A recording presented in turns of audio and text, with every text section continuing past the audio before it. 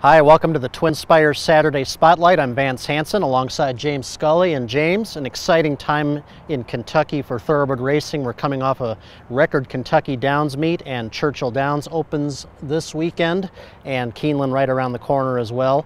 But let's start focusing with Churchill Downs. The opening Saturday card features two Breeders' Cup win-and-you're-in challenge preps, the Iroquois for juvenile colts and the Pocahontas for juvenile fillies, and they're also the first legs of the Road to the Kentucky Derby and Road to the Kentucky Oaks Series for 2020.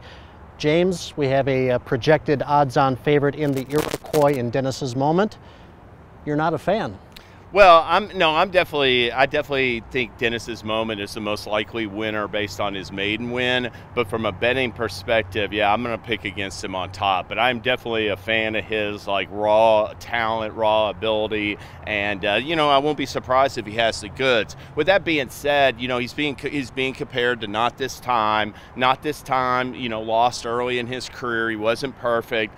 He could get beat on Saturday and still win the Breeders' Cup Juvenile, and maybe even like a race like a Kentucky Derby in the spring. So I'm going to go with Scabbard to beat him. And my main concern with Dennis's Moment, Vance, is that he really had everything his own way in that maiden win. There's a ton of speed, I think, in this field. I'm wondering how he'll settle if he's fourth or fifth coming off a big wire-to-wire win. And he got, in his first race, he didn't make the lead and got tripped up and lost the jockey. So still some things potentially to figure out perhaps for him.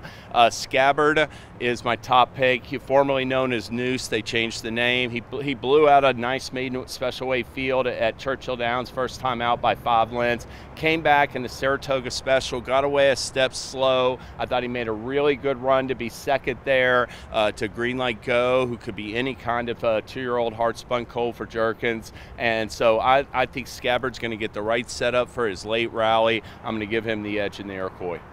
All valid criticisms for Dennis's Moment. However, I do think he's probably the most talented horse and the most likely winner, as you said. I also kind of like Let Me Know in this race. He was the one impressively from off the pace in his Ellis Park debut, but then rallied for second in the Ellis Park Juvenile after being shuffled back a little bit in mid-race. So my exact in that race will be Dennis's Moment over Let Me Know.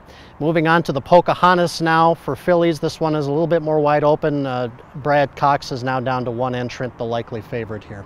Yeah, Portrait for Brad Cox. She comes off a double-digit 12-length maiden win at Ellis. I really thought that race, was a nice performance. May not have beat that much, but a really solid effort on paper. And as opposed to the Iroquois, I don't think that the Pocahontas has as much speed in that race, Vance. I think Portrait's going to get a dream trip on the front end. I did look at Asmussen's filly, Lotta Oft, who I thought could also sit a good trip maybe in second.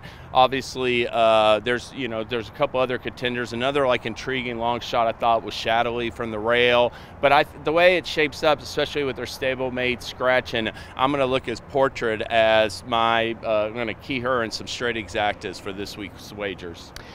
I'm going somewhere else. I'm picking another filly that won by a double-digit margin in her debut, and that's Blood Curdling, who made a very impressive debut at Colonial Downs. She's a daughter of FedBiz and is a half-sister to Paid Up Subscriber, who won the Fleur-de-Lis at Churchill. So I think she doesn't have a ceiling at the moment right now, and I'm going to pick her on top for a minor upset.